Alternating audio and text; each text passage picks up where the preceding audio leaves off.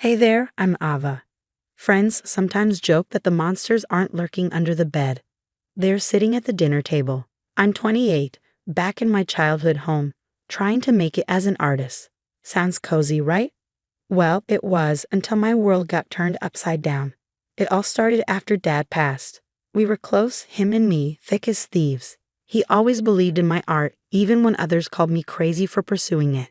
His death hit like a freight train. I was in my studio, staring at a blank canvas, when my sister Melissa walked in with her husband, Derek.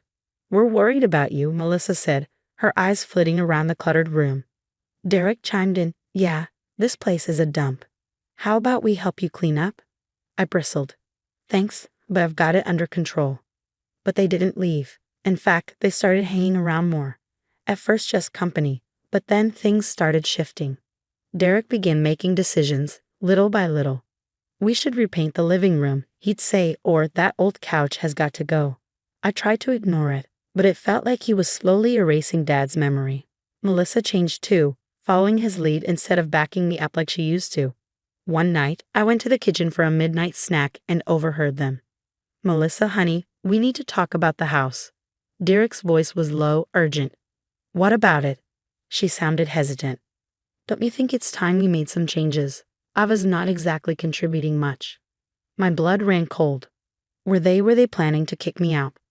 "But it's her home too," Melissa protested, though her voice was barely a whisper. "Is it though? Your dad's gone. She's just freeloading." I stood there, frozen, heart racing. My own sister, plotting with him in my home. In that moment, I knew one thing. A battle was coming, and I'd be damned if I let them win. Little did I know, the worst was yet to come. But hey, they say what doesn't kill you makes you stronger, right? Guess I was about to find out. The next few weeks felt like walking on eggshells. Derek's grip on the house, and on Melissa, tightened. He was everywhere, changing locks, moving my things. One morning, I came downstairs to find my paintings moved to the garage. "What the hell, Derek?" I snapped. He didn't even look up. "This is a shared space, Ava. Your art was cluttering it up." I turned to Melissa, hoping for backup, but she just stared at her plate. "This is my home too," I said, my voice shaking with anger. Derek cut me off. "Actually, we've been talking. It's time for you to find your own place." It felt like a punch to the gut. "Melissa, is this true?" She finally looked up, torn. "Ava, we just think. Maybe it's time for a change." "No," I planted my feet, defiant. "I'm not leaving. This is my home, and Dad." "Dad's not here anymore," Derek snarled, slamming his fist on the table. The outburst startled us both, but in Melissa's eyes, I saw fear. This was about more than the house. Something was seriously wrong. "I'm not going anywhere," I said, voice steely. Derek's face twisted with rage. He stood up so fast his chair toppled over. "You ungrateful little—" 1 second he was across the room, and the next he was in my face, grabbing my arm. Melissa screamed as I tried to break free. "Let go of me," I yelled, twisting, but his grip was iron. "Derek, stop," Melissa cried, pulling at his arm. In the scuffle, I lost my balance and my head slammed into the edge of the table. Through the ringing in my ears, I heard Melissa sobbing. Somehow, adrenaline kicked in, and I broke free. Fueled by pure survival, I bolted for the door, hearing Derek's furious shouts behind me. But I didn't look back. I just ran, and I didn't stop until I reached Zoe's apartment, gasping for air. When she opened the door, her eyes went wide. "Oh my God, Gio, what happened?" I collapsed into her arms, the weight of everything hitting me like a tidal wave. As Zoe patched up the cut on my forehead, I told her everything. "We need to call the police," she said, reaching for her phone, but I stopped her. "Wait, the cameras," I said, my mind racing. Dad installed security cameras last year. They must have caught everything. Zoe's eyes lit up. "That's evidence, Gio. We can use that."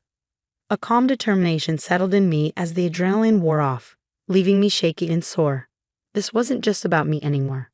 I had to get Melissa away from Derek, and I needed Zoe's help. "We're going to take that bastard down," I said, my mind already racing with plans. For the first time since this nightmare began, I felt a glimmer of hope. Derek had no idea what was coming for him. The next morning, I woke up on Zoe's couch with a pounding headache. For a split second, I thought it had all been a nightmare, but the bruises on my arm told a different story. Morning, warrior, Zoe said, handing me a cup of coffee. I called in for you at the gallery. Oh, my cousin Alex is coming over. She's a social worker. Might be able to help. I nodded, grateful but overwhelmed. Thanks. I just can't believe this is happening. A knock at the door made me jump. Zoe squeezed my shoulder before answering it. A tall woman with kind eyes stepped inside. You must be Ava, she said, sitting across from me. I'm Alex. Zoe filled me in. How are you holding up? I let out a bitter laugh. Oh, just peachy. My brother-in-law tried to kill me, and my sister's turned into a Stepford wife. Living the dream. Alex didn't flinch at my sarcasm. Instead, she pulled out a folder. What you're describing, Ava, is domestic abuse. It's not just physical. There's emotional manipulation, financial control. It's all part of the pattern. As she spoke, something inside me shifted. This wasn't just about me and a house anymore. Melissa was in real danger. What can I do? I asked, my voice stronger than I felt. Alex smiled, warm and reassuring. First, we document everything. Every incident, every threat. We build a case. Over the next few days, that's exactly what we did. I wrote down every instance of Derek's controlling behavior, every red flag I'd missed. Zoe helped me set up a secure cloud account to store photos of my injuries. But we needed more. That's when I remembered Mrs. Patel, our nosy neighbor who always seemed to be peering out her window. She must have seen something. I told Zoe, let's go talk to her. Mrs. Patel opened her door cautiously, but her eyes widened when she saw me. Giovanna, oh my, what happened to your face? I took a deep breath. Mrs. Patel, I need your help. Have you noticed anything strange at our house lately? Her face darkened. Oh dear, that new husband of your sister's, he's bad news. Always yelling, slamming doors. Last week, I saw him grab Melissa's arm so hard she cried out. My heart sank, but at the same time, I felt a spark of hope. This was the evidence we needed. Back at Zoe's, Alex helped us write up Mrs. Patel's statement. This is good, Ava. Really good. But, what? I asked, sensing her hesitation. We need to report this, file a police report, get a restraining order.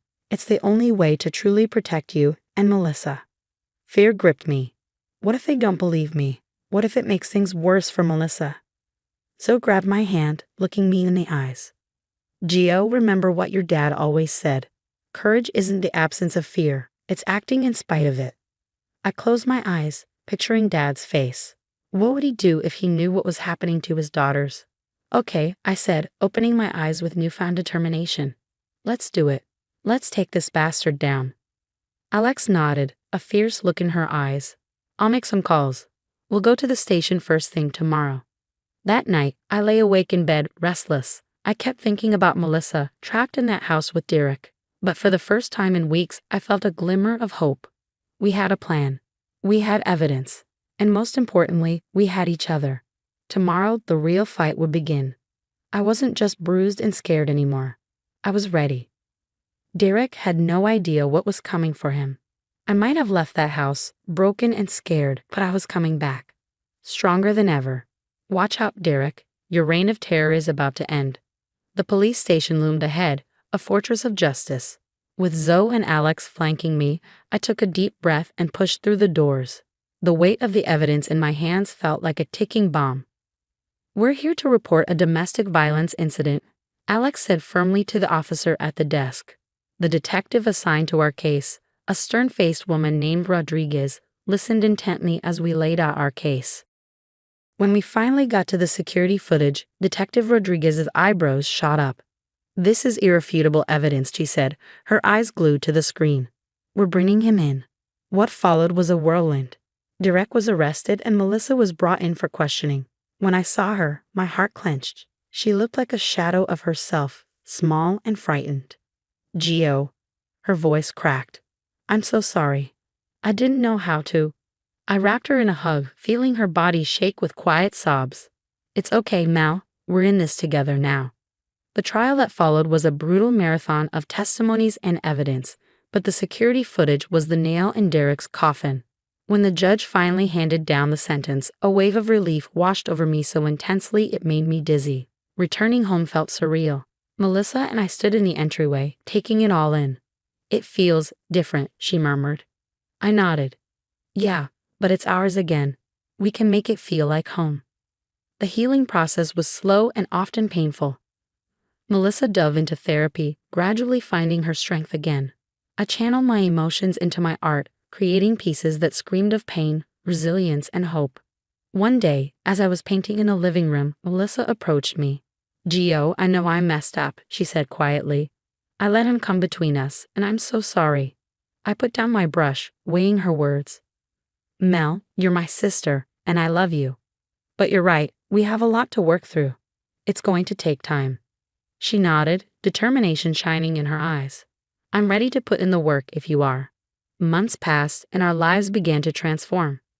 My art career took off, with galleries eager to showcase my pieces that told a story of survival and renewal. Melissa found her purpose in starting a support group for abuse survivors. I even began volunteering at a women's shelter, sharing my story and helping others find their inner warrior. Every time I spoke, I saw a reflection of my past self in their eyes, scared, but with a flicker of hope. At my latest exhibition opening, I stood before the centerpiece. A massive canvas of a phoenix rising from ashes, two women emerging from its wings. It's us, isn't it? Melissa said softly, joining me. I smiled, squeezing her hand. Yeah, it is. We rose from the ashes, Mel. Look how far we've come. As I gazed at the painting, a profound sense of peace settled over me. We had faced our demons, fought our battles, and emerged stronger. Our story wasn't just about survival anymore. It was about triumph. And now I have a question for you. If you were in Gio's shoes, would you have forgiven Melissa for her role in the abuse, or would you have cut ties completely? Where do you draw the line between family loyalty and self-protection? It's a tough question, and there's no right or wrong answer. Drop your thoughts in the comments below. I'm curious to hear what you think.